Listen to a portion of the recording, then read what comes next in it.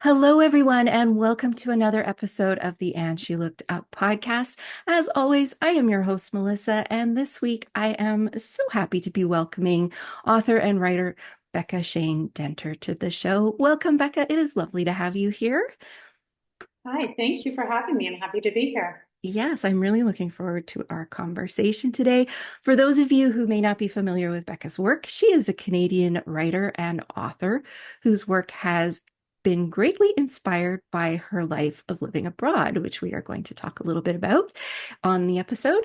Her professional life began as a high school English teacher, and it continues to be a journey of ongoing learning. She's a mom to two sweet and sassy girls and has a passion for denim and dark chocolate because who can resist a good square of dark chocolate?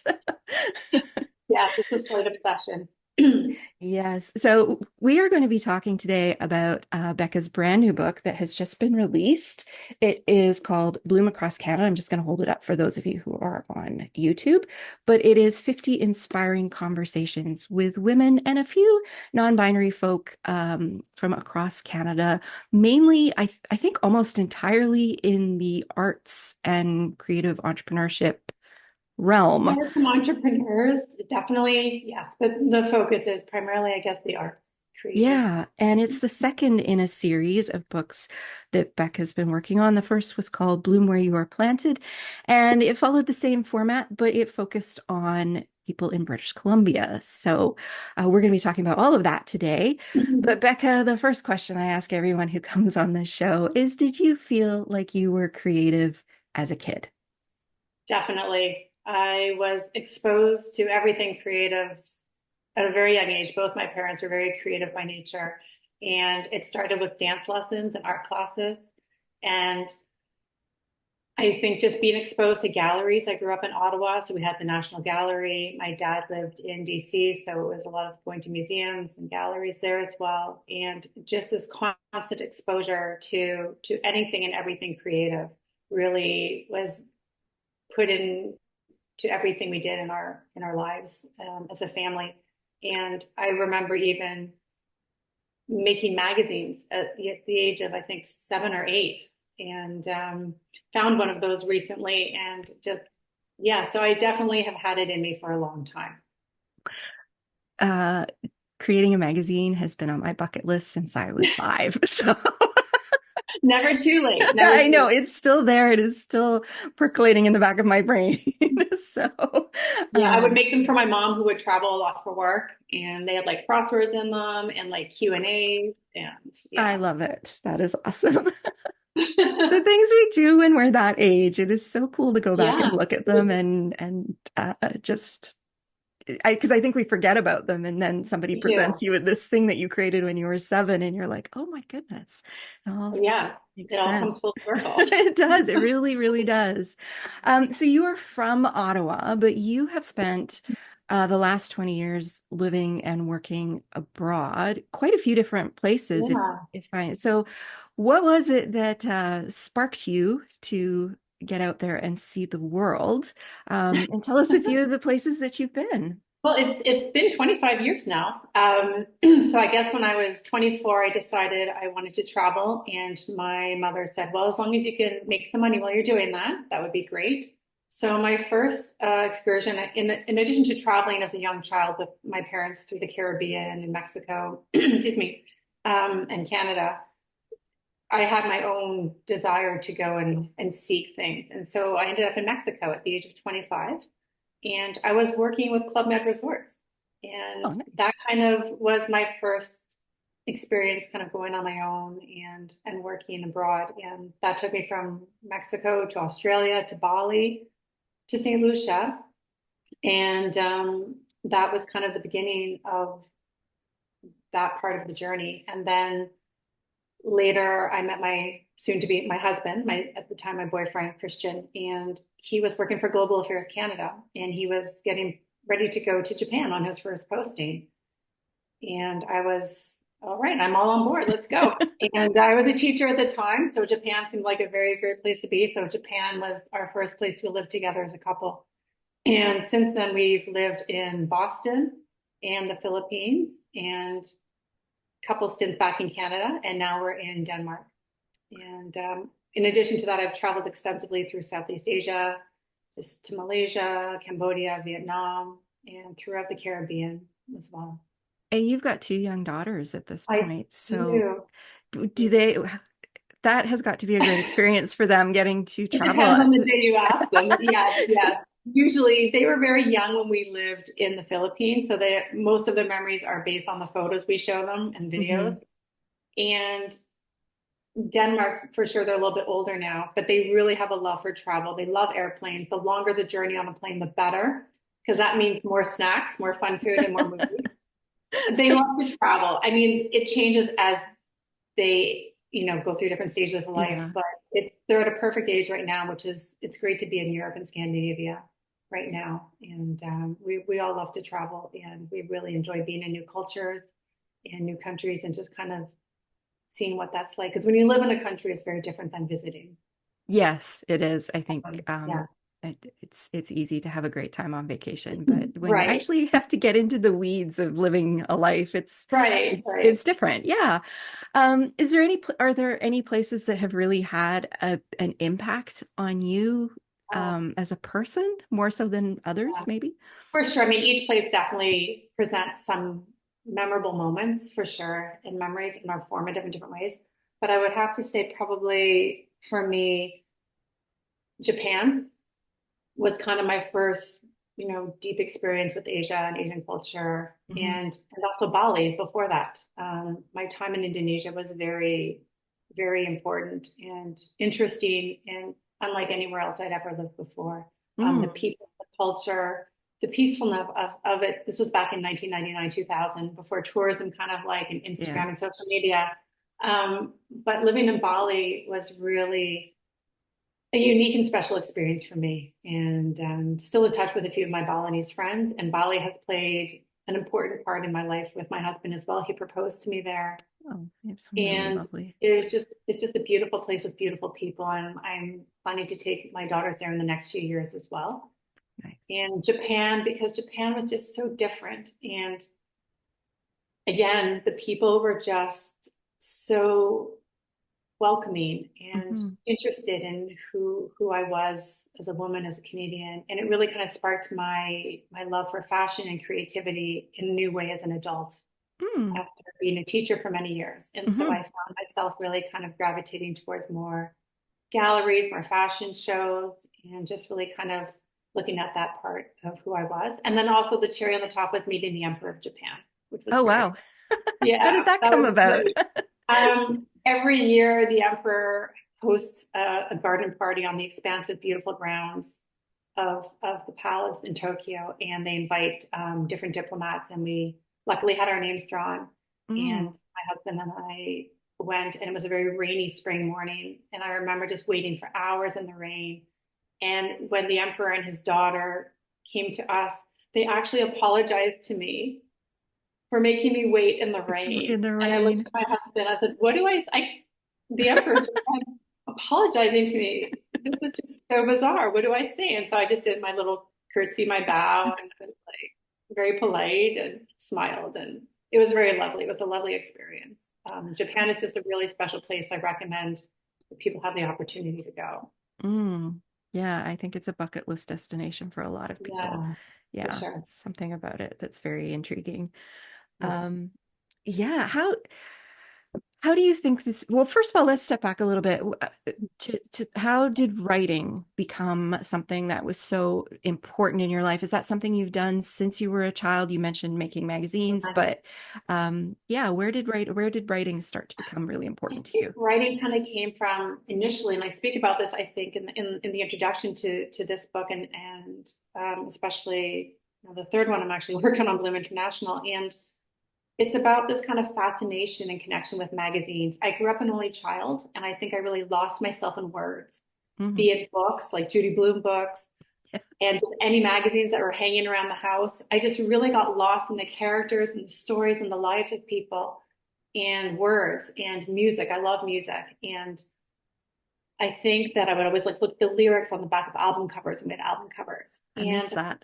yeah, don't you? I mean, it's such a lost art. And I had a dream when I was younger to be a reporter for Rolling Stone magazine. That was kind of like I was going to go to New York and do that. But anyway, so yeah, writing is just something I always kind of did. I remember doing a little bit of journaling in high school Hmm.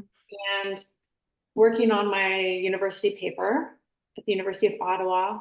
And that's where I started doing like interviews and that kind of thing. And I just really kind of liked it. I just kind of always kind of had my hand in words. And I kind of put it aside for a long time and became a teacher. But I was teaching English. I was teaching how to write. You're still teaching words. I Yeah. was still teaching words, but I Yeah. really enjoyed it. And then, eventually when my first daughter, I was pregnant with her in Boston and I took a break from teaching, writing kind of just came to me. It was the time of starting online platforms. And so I started writing about sustainable fashion in Boston. And it just Mm. kind of went from there. And that was 2010. And here we are 14 years later, Hmm. just At kind what, of, yeah, I mean, that whole era of early blogging launched yeah. so many writing careers. Excuse Oh, me. I know. It's amazing. It's Yeah, amazing. it was such a unique opportunity to be able to put your words out there without a publisher or an Right. editor or anyone standing in your way. And it really kind of those early, I always refer to it as the wild, wild west of the internet. Well, But I was actually writing for another blog. I don't remember the name of it, but I was like their fashion reporter in Boston. And then that kind of moved on to magazines at some point. mhm, But yeah, it was a very kind of safe stage of writing where it wasn't as competitive and mhm. you could really kind of explore your interests, which was something I really did. You could. You weren't writing for SEO. You were able Right. to dive into things. And it was really interesting because it didn't matter how niche you were, there was an audience out there for For you. sure. Yeah, which was, Yeah. I think, what made it so interesting is things that you weren't able to find to read For previously. curiosity. Yeah, Hmm. curiosity on the part of the writers and the readers, which was Yeah. wonderful. It was Yeah. it's evolved considerably since then, It but has. Oh yeah. I do miss those early days. It was really it was a lot of fun. Yeah. That led you to doing more magazine features and things like that. But going from a magazine to writing a book is Oh, well, the pandemic happened. okay, so that's where this kind of was Yeah. sparked. Okay. Yeah. It was my pandemic passion project. The first Bloom book kind of came about. I was reading at the time to my daughters who were younger, Goodnight Stories for Rebel Girls. Hmm. And they just loved the series. We had all the books. And I just saw their eyes light up every time we'd read about one of these fascinating women. And when the pandemic kind of started, freelance work kind of slowed down to a bit of a snail's pace. And I realized there's only so much Netflix and homeschooling I could do. I needed to do something for myself. And so while I was reading these books, I thought about, well, what about all the women, people who are doing the work but aren't necessarily famous or well known? Hmm. And I started to just interview moms during the early days of the pandemic for an online platform called Bust. And people really enjoyed that. Just people, how are they parenting? How are they mothering? How are they partnering? How are they working? Right. And during that time, we also moved our family from Ottawa to Vancouver. We just thought that was a better place to be. We didn't know where things were going. We weren't going on a posting anytime soon. And with that transition, I had this idea kind of halfway across the country. I think we are in Saskatchewan. And I thought, what about a book about all these incredible people doing incredible things during this time? Hmm. And initially, I was like, well, maybe to keep it safe, I'll keep pitching it as a magazine piece, a weekly piece to support creatives and entrepreneurs during this really difficult, challenging time in our history. And it didn't really sit with anyone, but that's okay. I was like, well, I'm going to keep doing this. And I arrived in BC, and within like 6 weeks, I think I had 50 people. Oh, wow. And 50, yeah, 50 just seemed like a really nice number because I knew a lot of people there in the creative fields, and I had other people. So you have to meet this person and that person. It was all through introductions or other people I've written Hmm. through about magazines. And it just kind of organically really kind of came together really quickly. And I just kind of went ahead and did it. And it was just a way to kind of keep my spirits up and positive. And I just put together the book in about, I think it took me about 10 months of Hmm. interviews. And within a year and a bit, it was picked up thankfully after several pitches. It just landed in the right person's lap at the right time. And I think we were all kind of in a need for something positive Yeah. and more local. And BC, I focused on BC because that's where I was. And that made sense to me. And I wanted to kind of start small. And I didn't know Okay. where to go. But halfway through that book, I knew I had to do Canada. I Yeah, wondered and we why did it it. started in BC. I thought you were probably from here, but now No, that makes my sense. husband is. My husband's from Okay. Vancouver, which is why we moved. Yeah, we moved there. So it made sense to kind of transition. It had kind of been a home base for us on and Right. off. So, So yeah. yeah, that is so you didn't have a publisher initially lined up or No, anything like no, that. This was no. just purely a passion Yeah, project yeah, that you were going to, which I think the pandemic, I think we're just starting to hear now about yeah. all these projects that were hatched during the pandemic. And I think So true. I'd like to think that's one of the positive things we'll look back on it is that, I have to agree. I think that's got to be a lot of us had to dig deep and yeah, get creative and think outside the box. absolutely. This is something that comes up a lot and with a lot of our audiences, particularly those who have the idea for a book in their head or are thinking of doing a book. But what were your steps to get it in front of people like decision makers and pitch it? Oh, uh, I'll be honest. It takes a lot of energy and self like motivation, which let's be honest, we don't have every day, all day long. But I think I was so committed to the people in the book. I felt this responsibility. I still do, even on the second Hmm. and now the third book. I feel this very strong sense of responsibility in sharing the stories of people. I find people fascinating, and I just so enjoy shining the spotlight on other people and celebrating other people. I think we all need a little bit more of that in our lives. And so Hmm. what I did was I felt this strong commitment and this determination. And there were many rejections. And that is probably the hardest part. It still is because it's the unknown. Hmm. It's chartering into unknown territory, especially as someone who's never written a book before. Mm. Yeah. And it's still a learning process. It's all, and I will say it does get easier with each successive book and each project for sure. But it was just about really knowing your target audience. And that's something that is really important, no matter what your storytelling is or your niche market or your genre of book. You really Hmm. have to do your research. And that's something I really did extensively for months before I even started pitching it. Yeah. And you have to just really be clear on what you want from this and who you want to work with and who you want to represent the work, because that's important as Hmm. well. And again, you're going to learn as you go. We make mistakes all the time. Everybody does. But I feel Absolutely. like determination is so important. And if you believe in it, if you really, really believe in it and it feels right, just keep at it. And if it's not your full time day job, which is the reality for most of us, then just set aside time and prioritize that, because Hmm. what you get back from that, that sense of fulfillment is so rewarding. And you know that you did it all yourself. Yeah. No Yes. one's holding your hand. You have to do it yourself.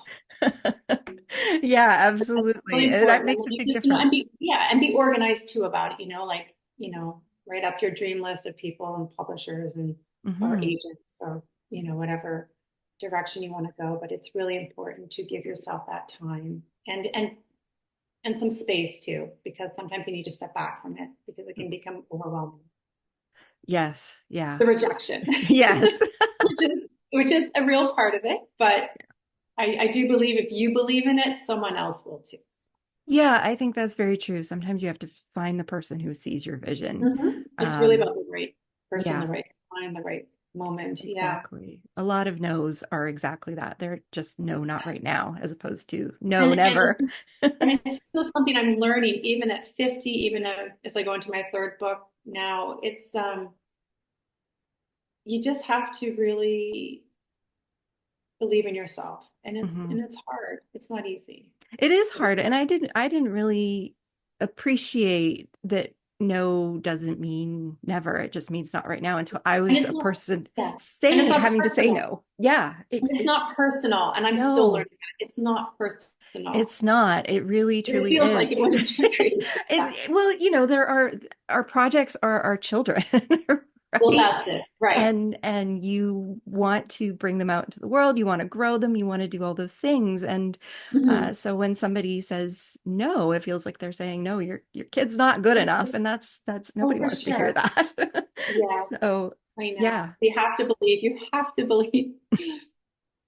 Yes, yes. So that there is definitely something to that, just being very determined and just keep knocking on the doors until you find that right person, or Yeah. switching up your pitch until it hits the right note with somebody who Yeah. would want to take it forward.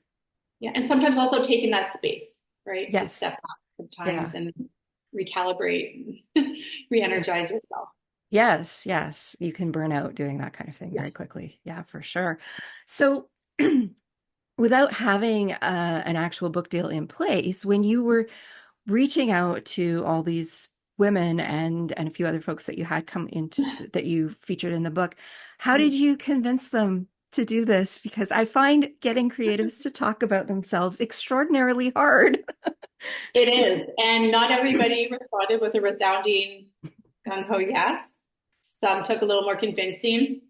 And some just believed in the project, and some just were really it was a pandemic for that Hmm. first book.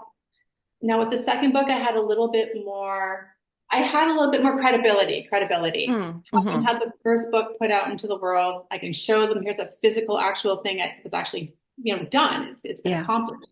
So I definitely would say that the second group it was a lot easier for sure in some ways. Hmm.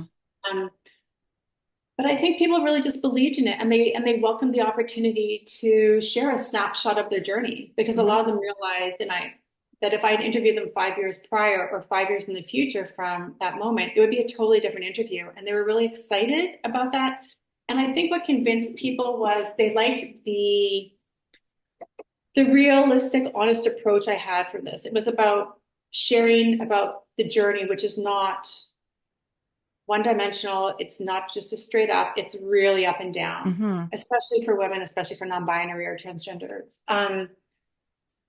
Well, for everybody, actually, when we're seeking out our passion, whether it's a creative entrepreneur advocacy, um, it requires so much of us. But I think that my credibility and my passion and my heart really came through, and they really felt that. They felt safe with me. I had a lot of people say to me, you're the first person I've really opened up to about this. And it was not about exposing everything. Some things are really important to keep close to the heart. And I made Hmm. sure that they only shared what they wanted to. But it was about sharing a snapshot of the reality of what does it mean to be undertaking, this kind of journey as an entrepreneur, as a creative.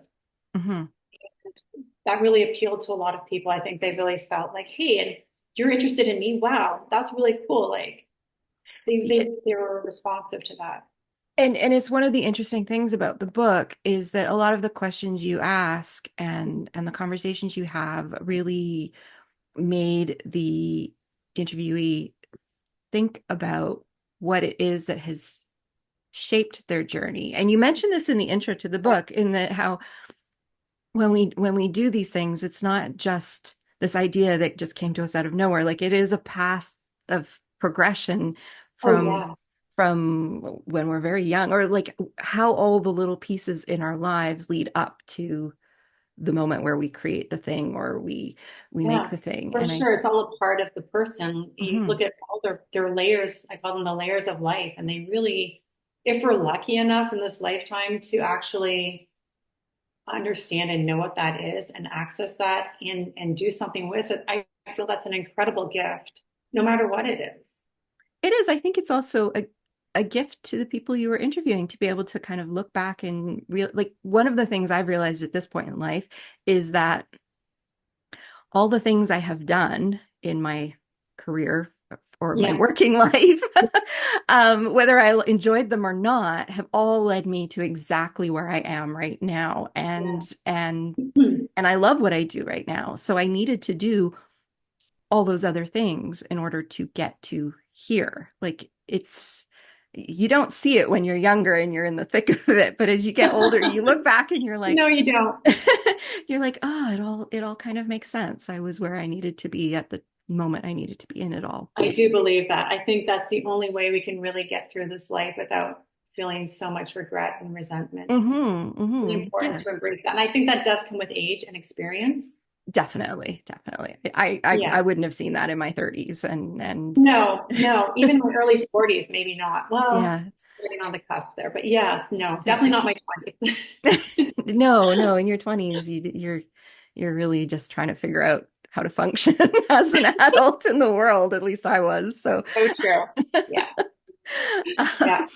so you mentioned that the first book you kind of hit upon the idea halfway across the country, Yeah. and you started with British Columbia because that's where you were, and then with Yeah. the second book you have grown that to be people from all across the country. So Yeah. how did you find these people? You mentioned with BC, it came together very quickly, but Yeah. what was your process of looking for people and or Well, finding the people you wanted to talk to?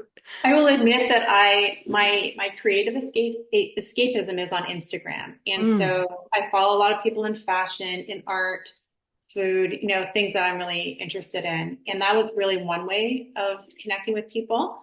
And again, through other people who I knew, or because I've worked in magazines, I had met an extensive range of people across the country in different sectors.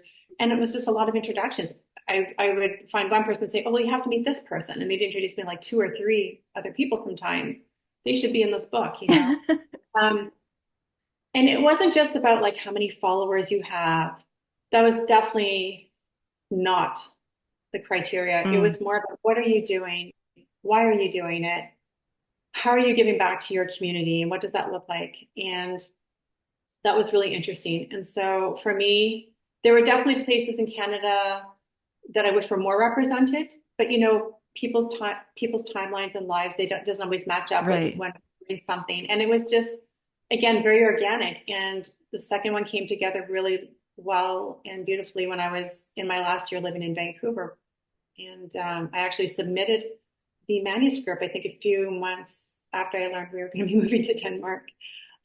But I really thought of it, the last two books, as like, as someone who's been living away from Canada for so long. I was actually in Canada from 2018 to 2023, the longest stretch I'd been in Canada since I was 25. Mm, And it was a wonderful way for me to kind of reconnect with my country and kind of see what was going on. I mean, this whole idea of blooming where you're planted, it's like, that's how I kind of connect wherever I am. It's like, who's doing what and why are they doing this? right. And it was kind of like a love letter in a way to my It is. country. Yes. And because I am very proud to be Canadian, even though I'm not always there, it's a huge part of who I am. Mm, yeah. No, I love that. I love the idea of it being a love letter. I think that's a very lovely way to Yeah. talk about the books.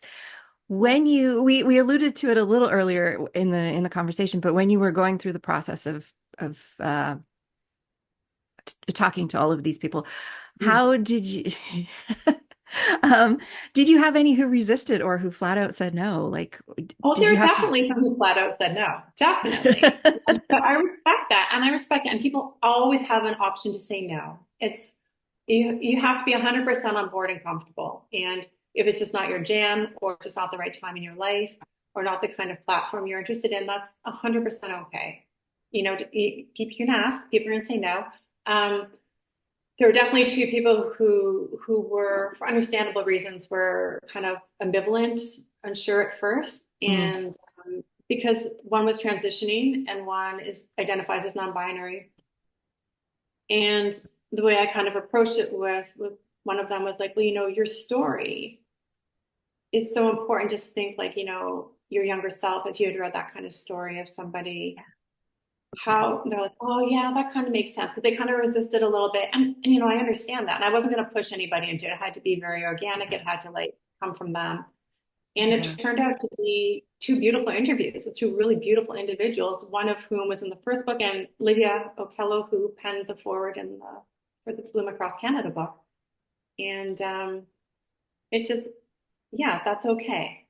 It's Yeah. okay. But it worked out really well. And again, I place no pressure on anybody. It has to be something people want to do. Yeah. Yeah. Yeah. Definitely. Um,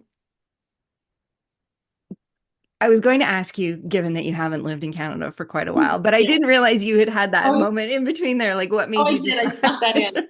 Yes, we did live there for 5 years, Yeah, which was so that's really interesting. that is where you decided to, I'm guessing, to focus on Canadian women for the book. Of Um, course. Yeah. Yeah. So, and I'm asking this. This is kind of a selfish question, but as an interviewer, how did you go about your research for when you were Mhm. going to talk to each of these women? Because with both Mhm. books, now you are at 100 people that you have done Yeah. interviews with. That's a lot of people. That's a lot of Yeah. stories to draw out, and it's- I find when I'm doing interviews, the more well prepped I am research wise, the easier it is for me to draw Yes. stories out of people. So Yeah. how did you go about your research process for each Well, individual? initially we would usually do like a phone call or a Zoom Hmm. call to personalize the process because all the interviews were done in a written format. Because with this kind of interview, I felt that people needed the time. Mm, We had 2 to 3 weeks each to sit down with 10 questions in a Q&A format, which gave them the time to, really think about it. And so I would, before I put the Q&As together, we would have this conversation on Zoom. I'd ask them to send me some key points they want to cover. And then I would do my research on them and I would hmm. just kind of look through their websites or whatever platforms they were on and kind of piece something together. There were some repetitive questions, of course. Like one of my big ones is like, where did you grow up? How did this shape and inspire you as a person, as a professional? But they were all really tailored. And the more I did, the easier it became. Hmm. And they were really great at sharing with me what was important. And I always said to them, if you find something's missing from this Q&A, you write it in there and we'll incorporate it in. And I Mm, think giving them that kind of voice in it and keeping it in a Q&A format just kept me kind of as like the guide through the conversation and the right. focus on them. But research was really just, it wasn't super in depth, but it was like through conversation and then just looking at what they were doing and really getting into their work, listening to their music, um, looking at their art, reading their books, that kind of thing. Hmm. And I really just, I'm curious by nature. And so it Yeah. really came to me. And I think the Q&A format worked really well for both the interviewee and interviewer. So, Yeah, definitely gave them some time to think about their words yeah. and be And that was intentional. important that they had time to work on it when they had the energy and they weren't Yeah. feeling under pressure to respond. Yeah, There needed to definitely. be time to reflect, but not too much time, but just Yeah. like the Well, right amount of time. Yeah. that's the flip side. You still have to go and gather Yeah. 50, Q&As and get That everybody is a on. process that I'm still working through with this last one. Yeah. Yeah. So there's that whole side of it too. Yeah. I always say that the interview is the easiest part of what I do. Like the actual sit down and Okay. the conversation is Yeah. the easiest part. It's all the stuff behind the scenes that Piecing it takes together for sure. it's not as Yeah. interesting to do all the paperwork and admin Yeah. stuff. So, are there any stories from either book that have really stuck with you or really Oh, impacted you as a person? I'm sure they all have in their own yeah. way, but It's definitely, I mean, each interview definitely impacts me in some way. mhm. That's the truth. And, I've interviewed now with almost 150 people Yeah. and one has resonated with me in some shape or form, which is why I think I'm drawn to them too initially. Hmm. Um, but with Blim Across Canada, there was Carla Tack, who's a Vancouver artist, has a really strong, layered story and is coming from a place of trauma with her art. And just to see her strength and the beautiful work she creates out of that has just been so beautiful and inspiring. Hmm. She came to art later in life, but it was always in her. Hmm. And, she had to work through things before she kind of got to that place. And I think that her story, I mean, all the stories speak to different people for different reasons. Hers really resonated with me for some reason. We just really connected when we talked and Hmm. some similarities in our past. And I learned a lot from her and kind of motivated me and moved me to do some things in my life too, which was really interesting. Hmm. Those are always the ones that Yeah. have, yeah, where it pushes you forward as well. Yeah. Those are always my favorite too. Now that you've you've spoken to, well, 150 women now that you're working on the Yeah. third book. Um, what has that shown you about us as humans? What is it? Yeah. Oh, that word keeps coming up layered, right? Layers, Yeah. like layers of our life, that we're all like these different beautiful layers. And what you see just, superficially is not necessarily Mhm.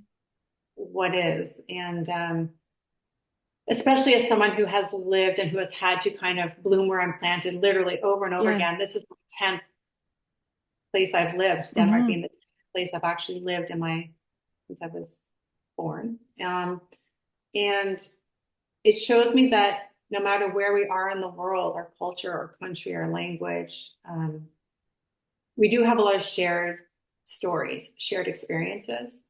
And I think that's the beauty of these books is that someone in Tokyo could be reading about someone from the Yukon and have a connection Hmm. and or be inspired like, hey, maybe I want to become an artist now, or maybe I want to like go back and learn to dance, or maybe I do want to like take this idea I have for a business to the next level. And I think that's a wonderful thing as human beings is that as big as the world is, it's also really small. Hmm. Yeah. And I have learned that connection is key, Yes. community is key. And I think for me, diving deep into creating these books and sharing these stories was my way of trying to find community as someone who doesn't always feel that where I Yeah. am. And that can be complicated, but I feel like if you're doing what you love and what you're interested in and you're connecting with those kinds of people, no matter where you are, you will find some sense of community, whatever that means for you. Yeah. But definitely it's about that we share stories no matter where we are as humans and as women in particular. Hmm. I feel like if you're a mother, you're a daughter, you're a sister, you're a partner, you're a wife, grandmother, there's similar shared experiences there no matter where you are in the world or the country. Hmm. Yeah, it's funny. Every year for the show, I have a theme that Mm. it's not necessarily a theme that I share or Yeah, anything, but right. I always find that it sort of coalesces into a theme, even if I don't have one Yes. off the top of my head. And the thing I've noticed this year for this season that has been coming up over and over and over again, and we're only a fraction of the way into the year, Mhm. is community and connection. Like it Yes. just seems to be at the heart of every interview I have done so Mhm. far this year. And I find that very interesting that we are so focused on like that's where we're all kind of going this year. I've always been a huge believer Yeah. in it, but Yeah. this year it really Do you seems think to. maybe we're craving it because we're so disconnected in some ways? Like we have all this access to technology, but yet the personalization of that has been kind of I think that's part of it. suppressed a little bit. I know for me anyway. Yeah, I know I definitely catch myself scrolling and not feeling particularly happy. And it's like Right. because I'm experiencing things vicariously. And Yes. what I really want is to experience them with other people as opposed to Yeah. watching other Yeah. people, if that makes sense. Do it. So yeah, I think that's definitely part of it. I think part of it is post-pandemic and we are kind Yeah. of coming out of this hibernation and looking to make up for lost time, for lack of a better word, or I think So it's a lot of things for yeah, sure. there are definitely a lot of reasons why we do what we do. I know Yes. for me, the shift happened even before the pandemic. And I speak about this, I think, in the introduction to the first book, a little bit in the second book. I lost my mom very suddenly when I was living in the Philippines, and it completely changed the way I walked through the world. Hmm. And at the time, I was doing fashion copywriting for a high end brand in Europe and wanting to focus more on people. And it just sometimes we need a little bit of a shake-up, unfortunately. And we have to grow from that. We do. We Hmm. do learn and our hearts expand in grief. That's one thing I've learned. But I think people haven't really addressed the idea that we were grieving in the pandemic as well. Yeah, And absolutely. I Definitely. think that that was one reason I really threw myself into the first and now the second Bloom book was I really needed to find some source of positivity and inspiration, a reason to keep going, a reason to keep smiling and believing in the power of good and people and all the great things that all these wonderful people are putting out into the world. through their brands, through their music, their words, their art. Yeah. Yeah. Yeah. I was going to kind of touch on that with you, given everything that's going on in the world today. Yeah. We won't dive into all of that, but working on these books, does it give you hope that we're going to be okay?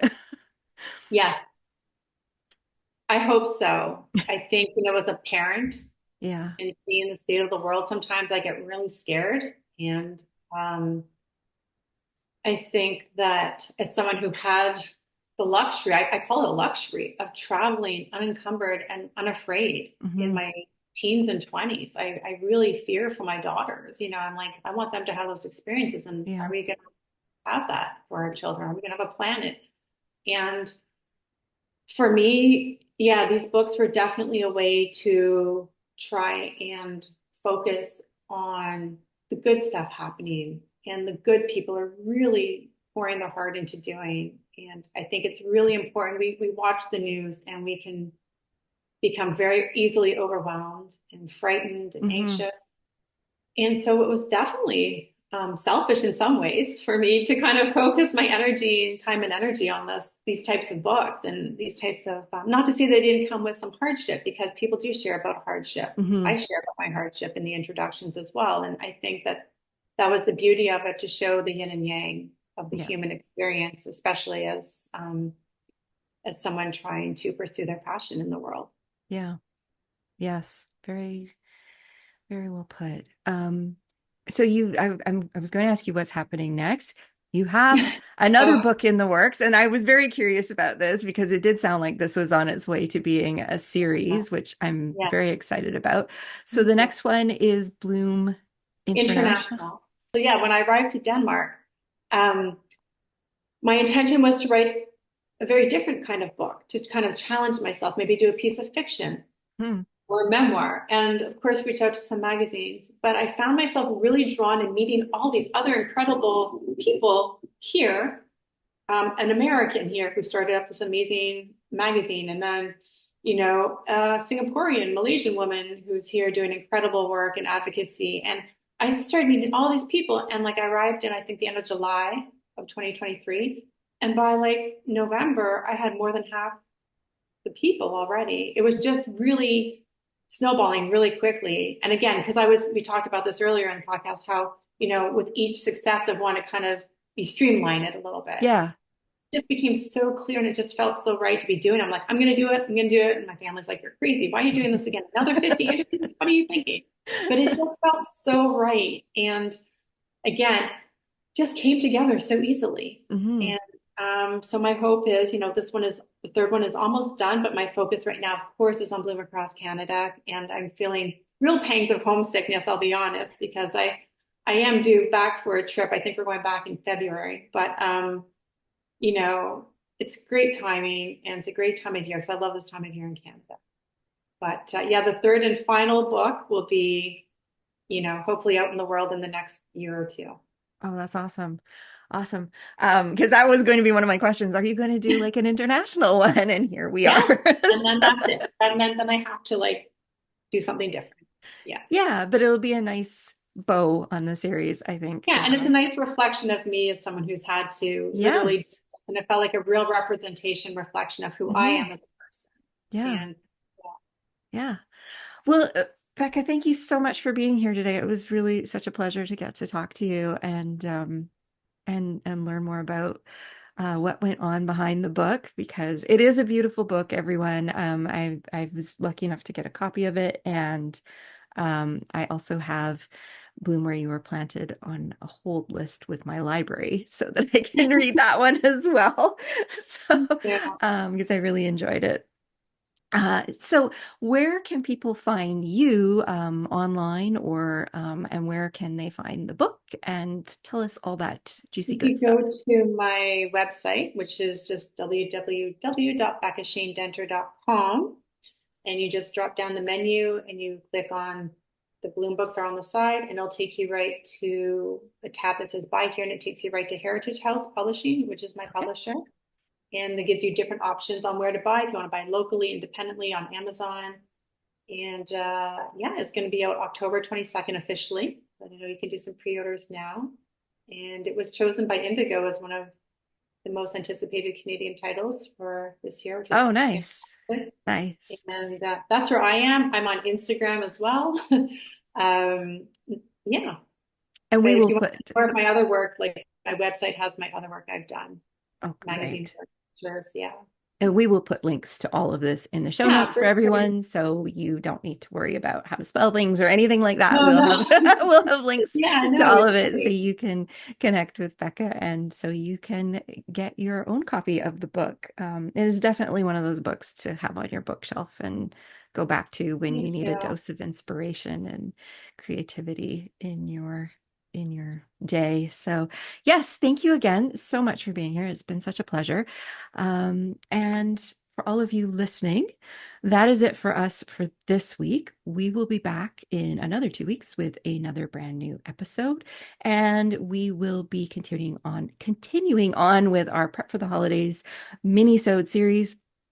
And as always, if you are enjoying the show, please subscribe or feel free to leave us a review on Apple Podcasts or on Spotify. And if you are on YouTube, you can give this video a thumbs up. You can also leave comments on YouTube, which is nice because it's one of the few ways that I can interact with you all after an episode. So that is always appreciated. So that is it for this week. We will talk to you all again very soon. Thanks for listening.